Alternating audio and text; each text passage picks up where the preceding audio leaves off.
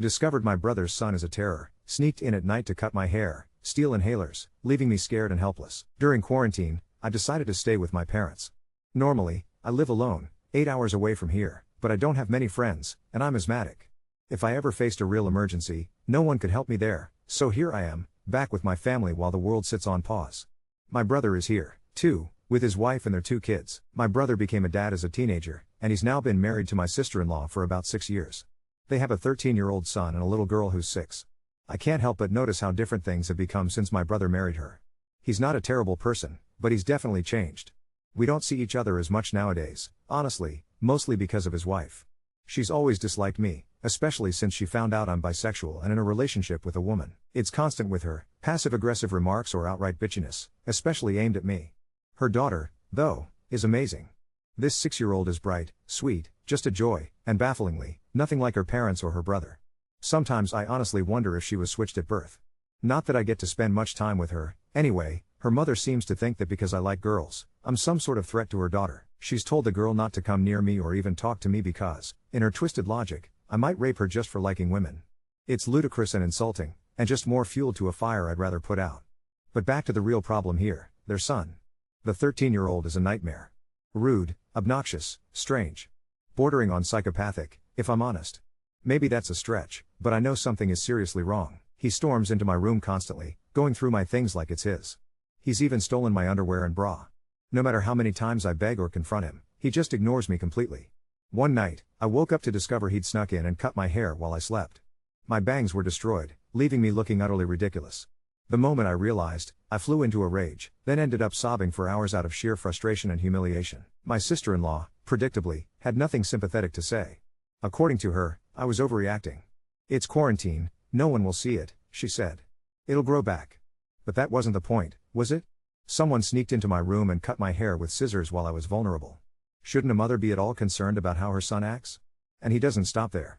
He takes my possessions, earphones, clothes, and even my painting supplies. Every time I confront him, he denies everything, maintaining it's all his. One time when I found my own bra in his room, he claimed it belonged to his girlfriend. There's always an excuse. The worst part is his cruel attitude. I can't even step into the hall without being subject to more homophobic jabs or crude comments about my relationship. His words are often weirdly sexual. He loves to ask me if I know what a real man's D feels like. I'm convinced he's just repeating his mother's warped ideas. Nothing ever comes of complaining to my brother or his wife. My brother just handwaves everything. He's a kid. He's immature. Boys will be boys. I've heard them all. But 13 is plenty old enough to know right from wrong, and this is way past childish pranks. He's cruel to his sister, too. I've seen him push her, scream at her, even steal her food. She's only 6. It makes my skin crawl. With my asthma, I always keep 2 inhalers around, one to carry and a backup. He's seen me use them. He knows what they do. And still, he stole both of my inhalers, rooting through my things until they were gone. The day I had an actual asthma attack, I went to grab my inhaler, nothing. Panic set in fast. I was struggling for breath, clawing through my things. My mom found one stashed in his room. When she gave it to me, I could hardly believe how calm and unbothered he looked. He called me a freak and went right back to his video games. My mom was furious, but nothing compares to what my sister-in-law said. She claimed it was God punishing me for my sins. Can you imagine? Her son nearly killed me, and that was her response. Now, every day is a battle. I listen to hateful, homophobic garbage every time I leave my room, and the isolation from my girlfriend, on top of everything else, feels like too much. I honestly feel like I'm losing my mind living under the same roof as this boy and his enabling mother. How am I supposed to survive the rest of quarantine with him around? I worry about what he'll turn into, a criminal, a thief, or worse. I can't say anything here, but I had to let this out. I'm hurt, angry, confused, and suffocating in every sense of the word. Update 1. Some of the kind words I received from complete strangers actually made me tear up. It blows my mind sometimes how people I don't even know can show more kindness and support than my own family. I really needed that, and I want to say thank you from the bottom of my heart. Just a heads up, this might be a long story, but I'm in my apartment again, I'm finally in a better headspace, and honestly, I'm about to talk a lot about myself. Hope you don't mind. After everything that happened, I decided it was finally time to buy a lock for my door. I never got the chance, though, because before I even set foot outside, my sister-in-law and I got into a heated argument. She actually tried to set me up with our neighbor, who, let me repeat, is 42 and very much married. His wife is a doctor and just isn't home a lot because she works so many hours. Apparently my sil got it into her head that the wife had left him, and she was really pushing me, practically shoving me, toward this man to help him. I couldn't even begin to understand what was going on in her head. How did she imagine that scenario playing out? Seducing a married man? Right there with his kids in the house? No, thank you. I turned her down flat, but she just wouldn't stop pestering me about it. Later that night, I tried to make it obvious I wasn't interested in men. I video called my girlfriend in the living room, hoping my Sil would see it. Maybe not my best idea, but I did it anyway. My niece saw the call and asked me who I was talking to. I could feel my Sil's eyes burning a hole in me, but it would have been rude not to introduce my girlfriend, so I did. That completely backfired. After the call, my Sil accused me of brainwashing her daughter, and things went downhill from there. She started spewing disgusting accusations, saying things like I was trying to do gay things to her child or transfer my deformity to her. Yes, those were her exact words, and to this day, I have no clue what she meant. I know I probably should have defended myself more, but I just didn't have it in me. I ended up retreating to my room while she kept calling me names. Part of me even felt guilty, thinking maybe it was my fault for getting too close to her daughter. I know it's not fair, but that's how it felt. Things were quiet for a while after that, until the next day. I was in the shower when my nephew snuck into my room again. I had started locking away my inhalers in a little safe box, always keeping the key with me. But this little demon found my shoes, grabbed the box with my inhalers, and tossed both, and some of my clothes, out the window. I managed to get everything back from the backyard, so nothing was ruined or lost. When my mom confronted Sil about her son's behavior, Sil just shrugged and said God did it. Seriously, God? That was it for me. I felt like I was being pushed out, that no one wanted me around. It didn't stop there. My nephew would bang and kick on my door just to bother me, screaming for attention when I ignored him. I tried not to burden anyone else, but eventually I called my girlfriend, despite not wanting to because I had pushed her to go help her own parents, who are really old, 61F and 63M. Okay, I get that's not ancient, but at the time, 61 felt pretty old to me. She came and picked me up the day before yesterday. We packed up my things together, loaded her car, and I didn't even get a word from my brother, no goodbye, not even an attempt to stop me. That stung. But I suppose I'd already set my expectations low where he was concerned. There was one moment of satisfaction, though. As my girlfriend and I were packing, Sil hovered around us, throwing jabs every chance she got. My girlfriend just clowned her, answered every question with a joke, didn't take any of her comments seriously. At one point, my Sil sniped that we'd go to hell, and my girlfriend just grinned and said, "Yeah, we'll have lots of kinky lesbian sex in this life and then meet you there." I wish I'd had her confidence and wit the entire time. I never knew just brushing her off like that would work so well. Now, I'm back in my apartment, and everything just feels so much lighter. I even spoke to my girlfriend's mom, who was just the sweetest person. She told me I'm always welcome to visit, and it actually made me smile for the first time in a while. So maybe it wasn't perfect. My nephew hid my art supplies and some other little things, but I can always replace them. I know some people would say I should have fought back, told my brother and Sil to get out, but I just can't. My dad just had heart surgery, my mom is in a rough emotional place, and even though my Sil is awful to me, she does take care of my dad. My brother's the one supporting my parents financially, and I just can't contribute like that right now, so kicking them out would have felt too selfish. There are reasons why I can't go nuclear, even if it hurts. But now I won't have to see my brother and Sil for a long time, and honestly, that's enough for me to finally breathe again. I wish my brother had said something, anything, but maybe he'll come around one day. For now, I'm just grateful to have my own space and the people in my life who really do care. Update 2. I thought leaving would be the end of it. 2 nights after I got back to my place, my phone lit up with a FaceTime from an unknown number. I almost ignored it, but it was my niece. She was hiding under her blanket, whispering, the little unicorn nightlight making her look blue. She said she wasn't supposed to call and then pushed the phone up to her head. Her hair was hacked off on one side. Chunks. The same jagged, humiliating mess I woke up to on my own head weeks ago. She said her brother did it for fun and her mom laughed. I swear I could hear him banging on her door in the background. I called my mom, and there was already a storm brewing. She'd tried to intervene, my sister-in-law told her to stop interfering, and the neighbor's wife, the doctor, heard the shouting through the open kitchen window and came out onto the porch like a ghost in scrubs. She yelled over the hedge, "Do you understand mandated reporting?" I could hear my Sil screeching back even from my mom's phone. 10 minutes later the doctor texted me. My mom had given her my number ages ago when she checked my peak flow once, and told me I should document everything I could remember about the inhaler incident, the hair, all of it, because she'd made a call. The next afternoon, CPS and a cop showed up at my parents' house. I didn't go inside. I stood on the driveway with my mask on, coffee going cold, because my mom asked me to come grab a box I'd forgotten and I think she just wanted me near. It felt like standing in front of a theater that suddenly started playing a movie about my life. The caseworker was calm, soft voice, sensible flats. She asked my brother and Sil to step out on the porch, then asked to speak to my niece privately. My nephew tried to wedge himself between them like a bodyguard. He puffed up, ran his mouth, said some truly vile things about me directly to the cop, then smirked like it was an audition. The cop didn't take the bait, he just told him to sit. My niece was honest in that way only small kids are.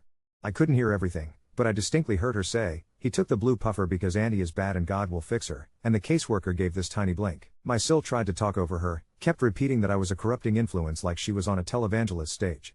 The cop actually turned to her and said, flat, "Ma'am, no one is being punished by God here." My brother was gray and shaking and silent.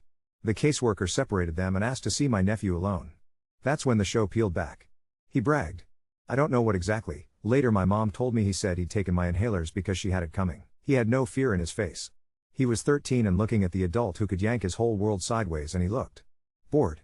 And then the neighbor's wife walked across the driveway to me, because she had gloves and a mask and a spine, and quietly asked if I'd filed anything with the police about the inhaler. I hadn't. I think I was half expecting to be told I was being dramatic again. She told me to breathe. Funny, coming from a doctor, I know. And then she walked back to her porch and came out with a small paper bag. "Back up," she said, a sample rescue inhaler with her clinic's info stickered on it. I could have cried. I went home and finally filed an actual report, non-emergency, the whole thing shaky-handed and weird, but I did it. I attached the photos I took the night he cut my bangs. I'd been crying and my eyes were swollen like peaches, but my hair looked exactly like a lawnmower had tried to do bangs, so it counted, and a screen recording of my niece's call, which I'd hit by accident and then kept going because my gut told me to. At midnight, my brother called me. He didn't scream. He sounded small. He said, "I'm sorry," in a voice like he hadn't said a real sentence in years. He said the caseworker was opening a case and that my niece would be spending a few nights with my parents for now. He said he'd found my bra in our son's backpack on a run to the store and didn't know what to do with that information until the cop was literally in his living room, and that he should have done something sooner. He said sooner like it was a language he didn't speak. My sister-in-law went nuclear when the caseworker suggested family therapy and a psych evaluation for my nephew. She said over her dead body and then tried to drag my niece off the couch mid-sentence. The cop told her to stop. My brother told her to stop. She pulled anyway. And my niece, my tiny sweetheart, wriggled away and ran straight into my mom's arms. My mom looked 10 years younger and 100 years older at the same time. I'm not pretending it all magically fixed anything. It didn't. But that night my mom and my niece slept in the guest room and my dad cried quietly over his Sudoku because he hates conflict and he loves his granddaughter. My nephew stomped and slammed and called me every slur in the book over the phone. My brother hung up on him. The next morning my brother texted me an appointment confirmation for a child psychologist. I stared at that screenshot for a long time. It felt like somebody cracked a window. There was another weirdly satisfying bit I didn't expect, the married neighbor. He came over later, stayed on the sidewalk, hands up like he was approaching a skittish horse, and apologized to my mom for any confusion and to me for the mess my sil made trying to throw me at him. Then his wife stepped out behind him and said, very calmly, "If your sister-in-law approaches my home again, I will call the police." Her voice could freeze water. My sil had been peeking from behind the curtain and pretended she wasn't when my mom turned around. It was a small, delicious theater. My girlfriend has been gentle with all of it. She bought me a ridiculous little lockbox with a smiley face on it and absolutely bullied me into putting my spare inhaler in there, then made us pancakes like that could soak up weeks of panic. It helped. Her mom dropped off a bag for my niece at my door, coloring books, tea bags, a tiny lavender sachet, and wrote, "For when she visits," in careful cursive. Turns out she did visit. Today. My mom brought her by for an hour, just a garden walk and a popsicle. She asked me if my girlfriend really has a motorcycle. She does not, and then whispered, conspiratorially, "Grandma says we don't say God will fix people, we say God will help people." I wanted to frame that sentence. I don't know what my brother will look like on the other side of this. I don't know what my nephew will be like when an adult finally tells him no with consequences attached to it. I don't know if my sil will ever speak to me without sharpening her tongue on my existence. But for the first time since all this started, something outside me moved. Not a scream, not a shove, not a slam door, real movement. Paperwork, appointments, a case number I wrote down and tucked into the ridiculous lockbox. It's quiet in my apartment right now. Not the brittle kind of quiet where you're listening for footsteps, the soft kind, like when rain decides to take a breath. I'm going to keep that little hour of my niece eating a red popsicle on my stoop like a good luck charm in my pocket. And I'm going to sleep tonight with a window cracked and a rescue inhaler in a box with a smiley face, and a neighbor with a spine across the hedge, and my brother's "I'm sorry" still echoing around where it needs to. Update 3. The psychologist appointment happened on a Tuesday that smelled like wet cardboard. My brother texted me from the parking lot of the clinic, and I ended up driving over because my mom didn't want my niece sitting in that house with the tension strung like piano wire. We kept her in my car with the windows down and a bag of pretzel sticks while my brother went in with his son. My niece made the pretzels talk to each other in squeaky voices and kept asking me if doctors can see inside your thoughts like a flashlight.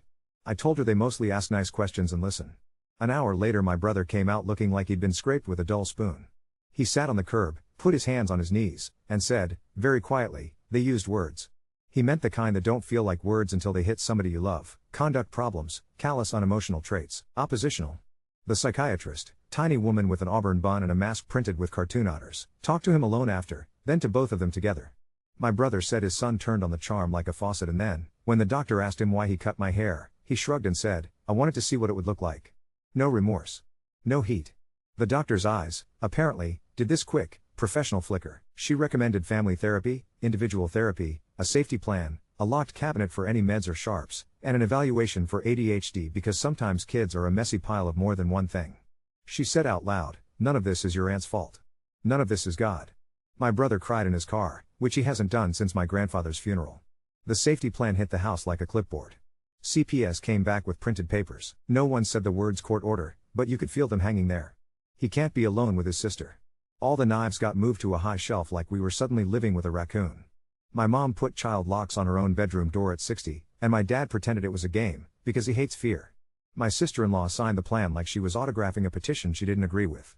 She said, I will comply under protest, and underlined it twice. She sent me a text that read, this is your doing, and I stared at the typing bubble like it was a small storm cloud. I didn't respond.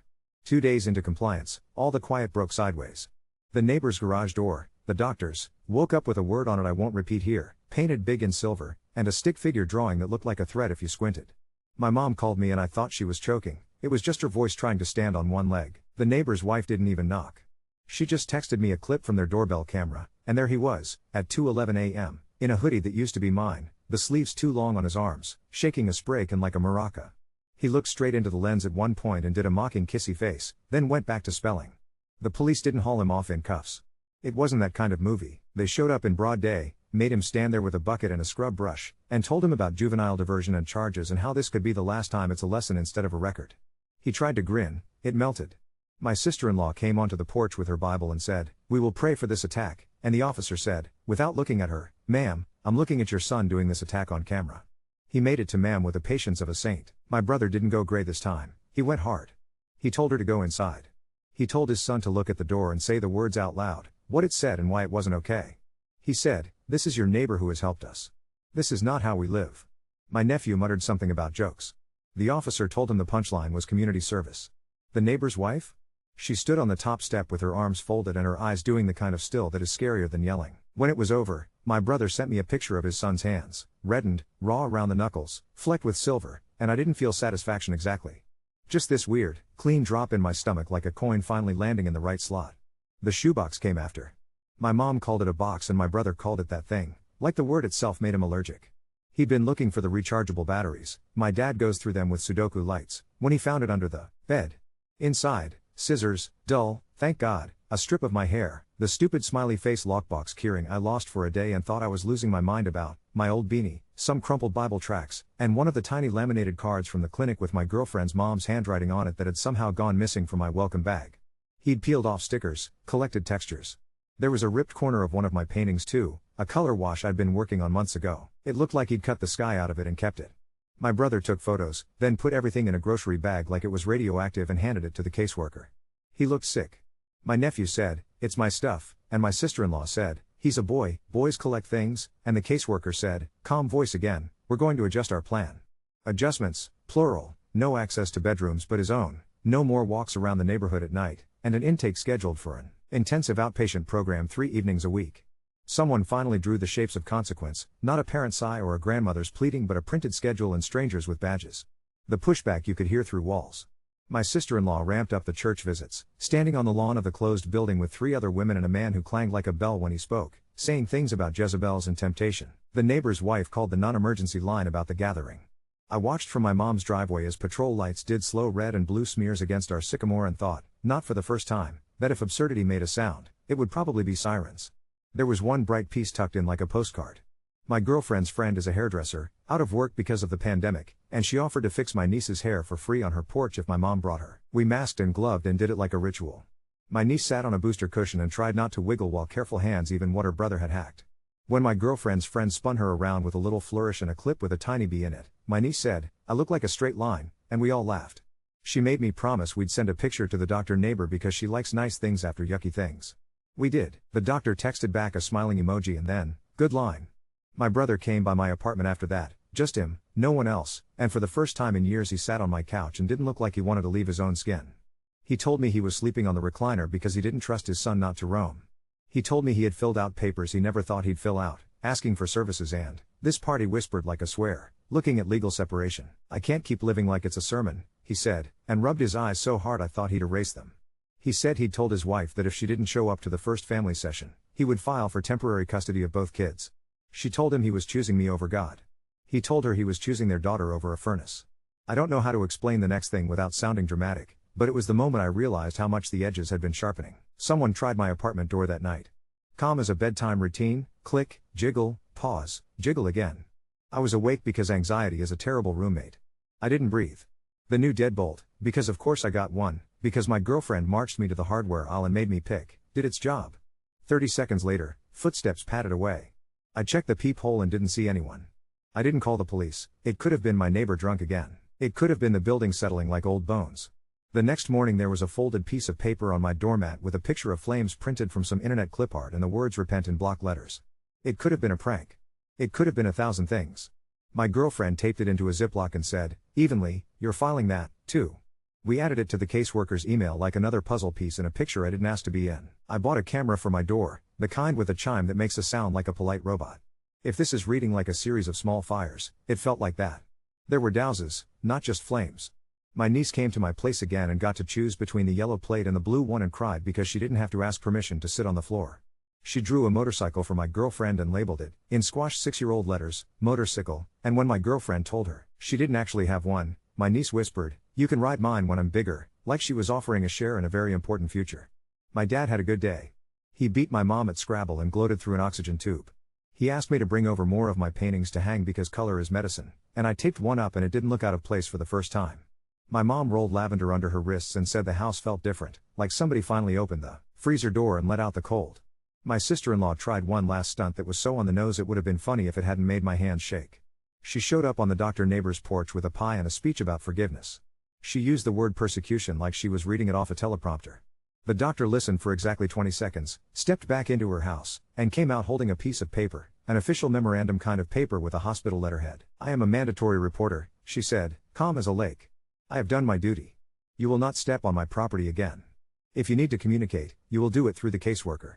My sister-in-law tried to shove the pie at her like the pastry itself could change jurisdiction, then finally huffed down the steps and almost tripped because karma is petty. 2 nights ago, the first family session happened on a laptop in my parents' living room. Square little windows of faces, the therapist, neutral and kind, my brother with that fixed, intent expression like he was learning how to hold a fork again, my sister-in-law glaring like the screen owed her money, my nephew slouched almost out of frame, my mom with her hands folded like a child in church, my dad doing deep, careful breathing. They did an exercise about I statements. My nephew won't say them yet. He says you make me and you always. The therapist didn't flinch. She told my sister-in-law they can pray and do therapy in the same week.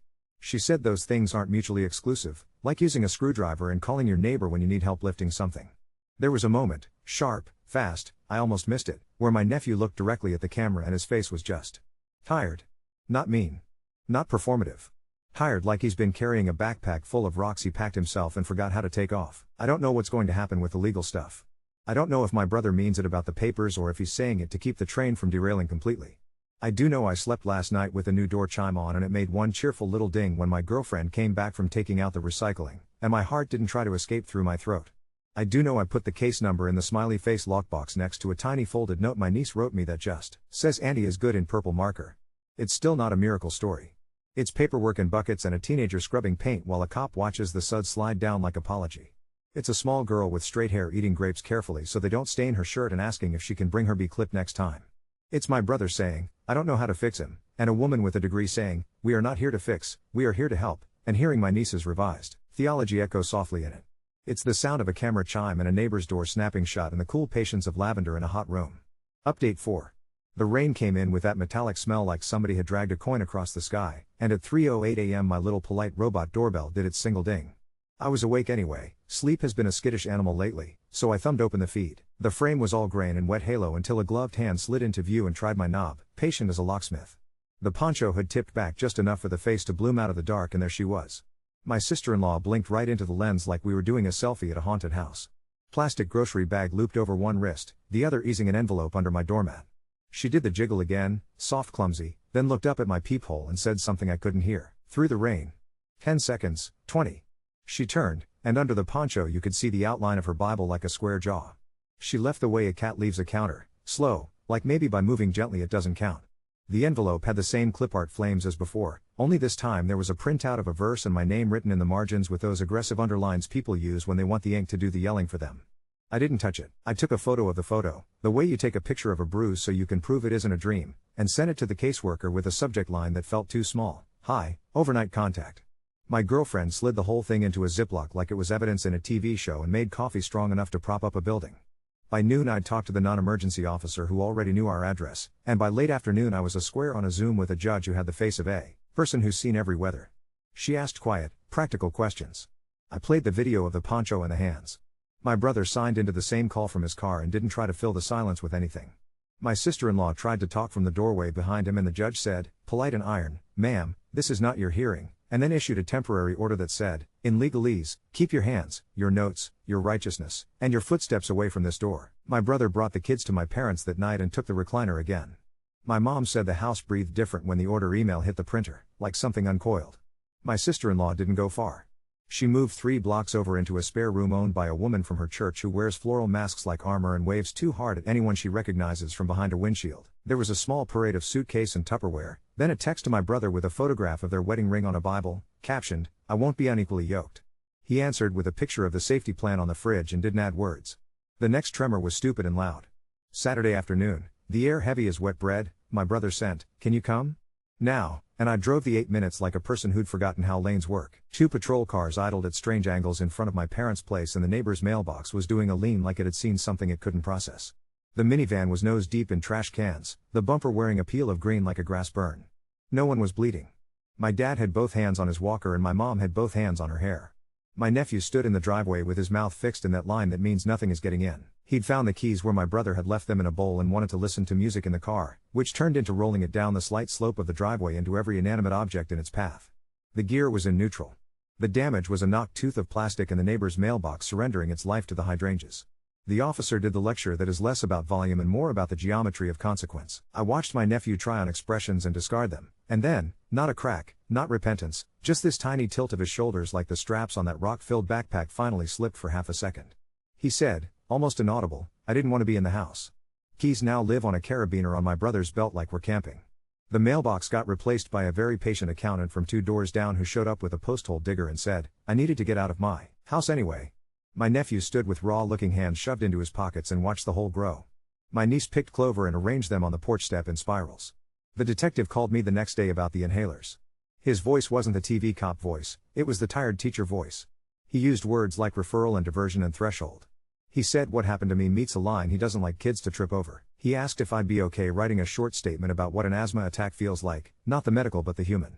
I wrote it on my couch with my knees up, trying to be plain, that breath is not a given for me, that my lungs are silly, stubborn little birds, that I do not think God keeps a tally of who gets to breathe. I saved it as a PDF because apparently that's what grown-ups do when they have feelings and a case number. There have been tiny, ridiculous blessings threaded through this like beads. My niece's therapist mailed her a sticker sheet for bravery in talking about hair, and she stuck bees on absolutely everything she touched.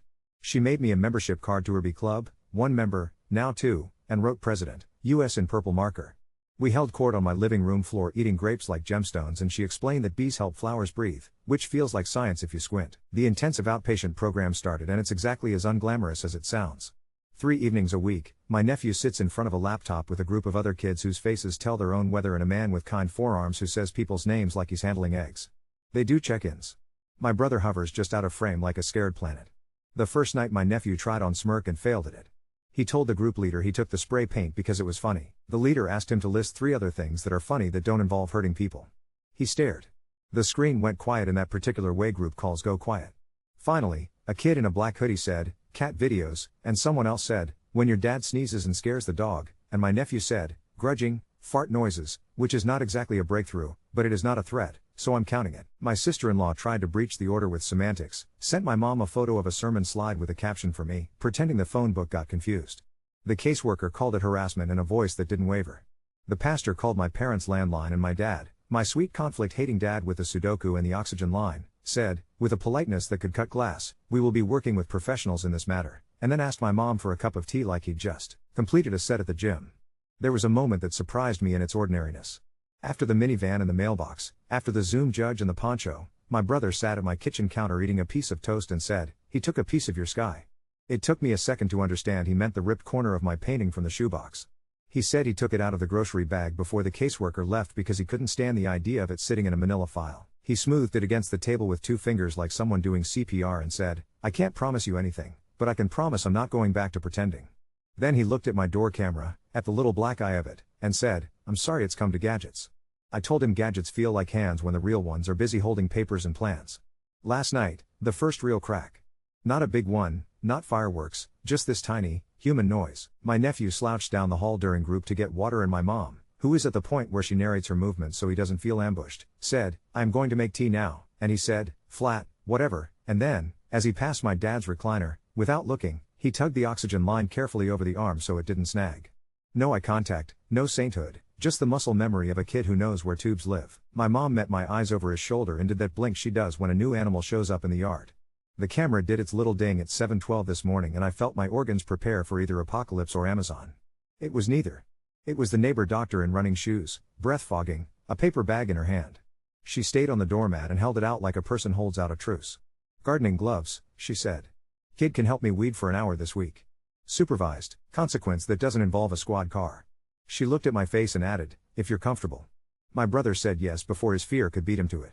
My nephew spent 60 minutes pulling crabgrass while a woman with a mask and a spine explained photosynthesis and weeds and how sometimes you have to get the root on the first try or it comes back angrier. He got dirt under his nails. He didn't like it.